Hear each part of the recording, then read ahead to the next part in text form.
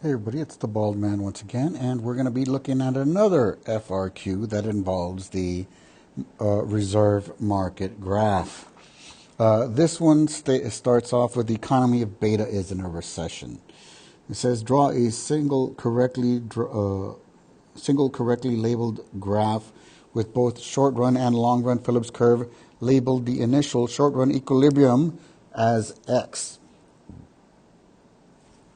All right, we should be able to do this. Oh, sorry about that. Let me get this straight again. Oh, here it. We should be able to do this rather easily. So, inflation rate, unemployment rate,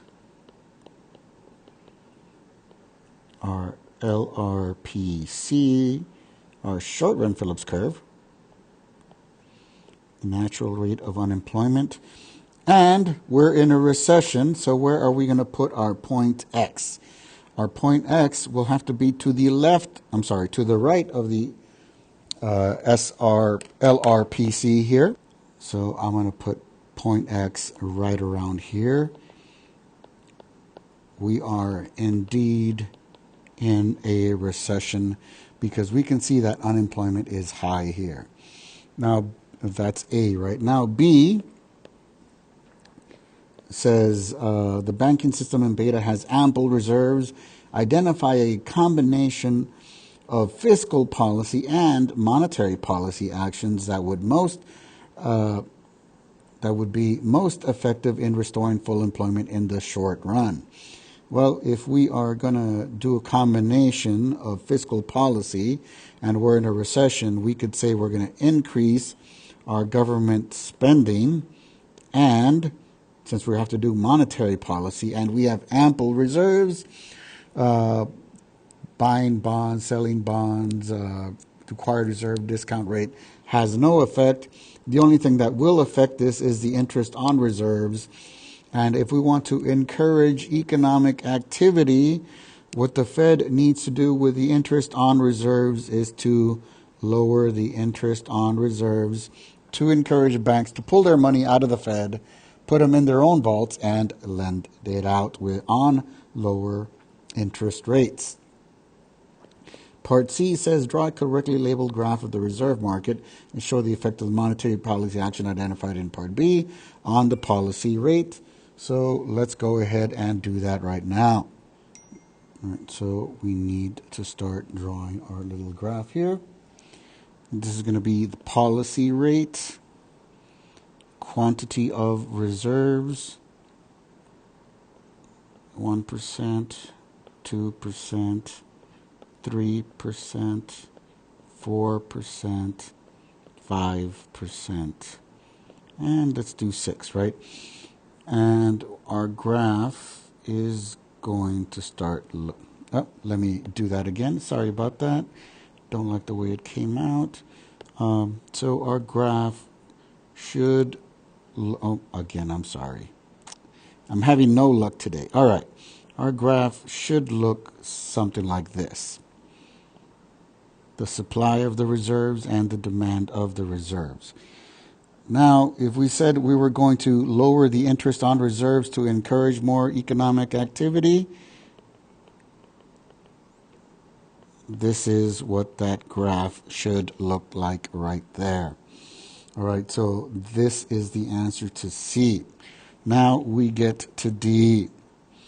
D says based on the change in the policy rate identified in Part C, what will happen to aggregate demand in the short run? So based on what happened in Part C, what's going to happen to aggregate demand? Well, now that interest rates are lower, banks are going to be lending more money out.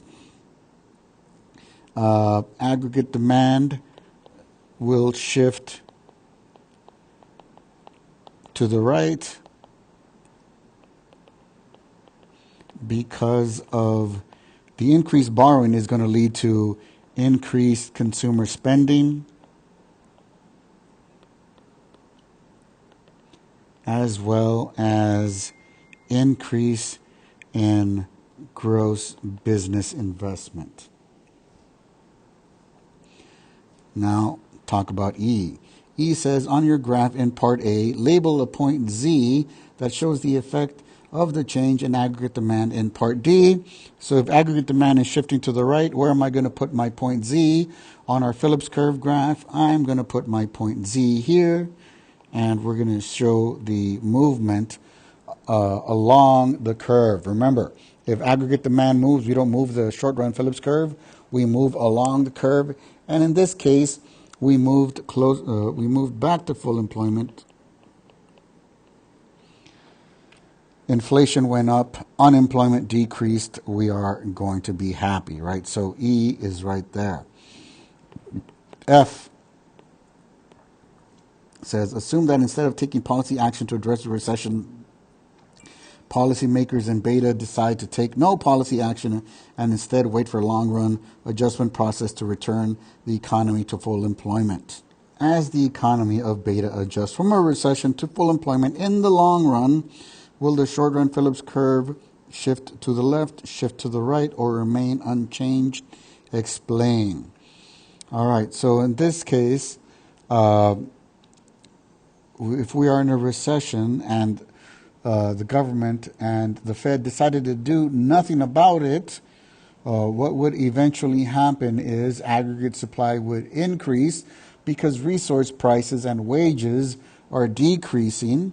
So that means aggregate supply will shift to the right and lower price levels, which means the SRPC has to shift to the left to show lower inflation, right?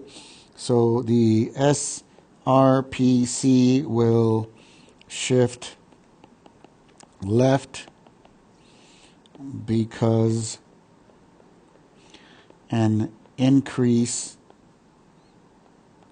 in aggregate supply leads to lower price levels, and that means lower inflation.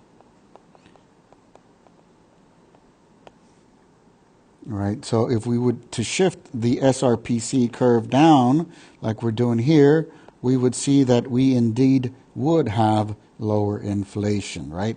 So that's how I know I'm right. G says, identify one supply-side fiscal policy action the government of beta can use to promote economic growth. Guys, if you ever see supply-side and fiscal policy action, they're referring to taxes, right? So if the economy is in a recession and they're just messing with taxes, what they would do is they would lower taxes to boost aggregate demand, right? They lower taxes, that means more money in our pockets.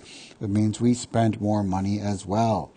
If you guys have any questions about anything I did on this FRQ, please drop a comment down below or send me a message on Remind.